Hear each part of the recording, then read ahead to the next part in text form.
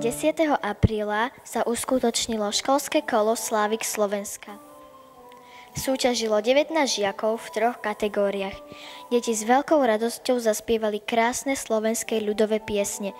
Ich výkony hodnotila odborná porota zložená z pani učiteľiek a milého hostia Moniky Čárskej z folklórneho súboru Poleno.